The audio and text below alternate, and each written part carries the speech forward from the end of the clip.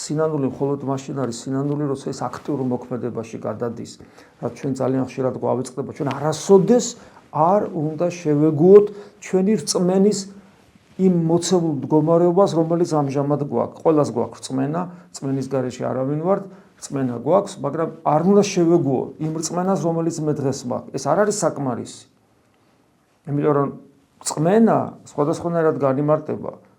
ჯერ უფალი როცა ამბობს, რომ მართლა რწმენა რო ქონდეს, თავს რო უთხრა, გადაადგილდებაო, ჩვენ სადა გვაქვს ეგეთი რწმენა და რწმენის ის სიღრმისეული განმარტება, რომ ჩემს მორწმუნეს საღვთო მადლის წყარო რო ექნება, სადანაც დინარები მიედინებიან მარადიული სიცოცხლისკენ, ჩვენ გვაქვს ესეთი რწმენა, ხო?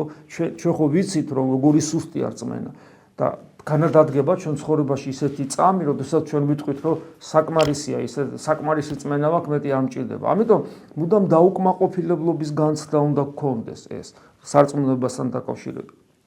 და აი, როდესაც კიდევ და სარწმუნოება სინანულზეა პირდაპირ მიბული, სარწმუნოება ერთ-ერთი ნაყოფია, შეიძლება ასე ითქვას, ჭეშმარიტი სინანულისა და სინანული თავისთავად კიდე სარწმუნოებას აძლიერებს და აი, როცა აი ამგვარად აღძრული ორი ადამიანი, ანდრია და იოანე, უფლისაკენ ნაბიჯს გავენ და მისდევენ მას, შეუდგნენ, აი როგორც ნათლობაშია, შეუდგნენ, მოექცა იესო, იხილა იგინი, იხილა აი აქ კიდევ ერთი აქ მინიშნება, ხო? იხილა იგინი. ანუ ღმერთი ხო ყველას ხედავს, ყველაფერი იცის სამყაროში, ბუნებრივია, ყოვლის პრობელია, ყოველი ატომი და ყოველი ელექტრონი იცის სამყაროში, მისით არსებობს. ამ შემთხვევაში აქ საუბარია პიროვნული კომუნიკაციის დაწყებას. პიროვნულად, მე კონკრეტულად მე პიროვნულად მიხილა, რომლისათვისაც ის კვდება, რომლისათვისაც სამყაროს შექმნა. ხო, ესე გვიყურებს ჩვენ უფალი ყველას, ამგვარად იხილა ისინი და შემდეგ გადადის მათთან საუბარში და რას ეკითხება?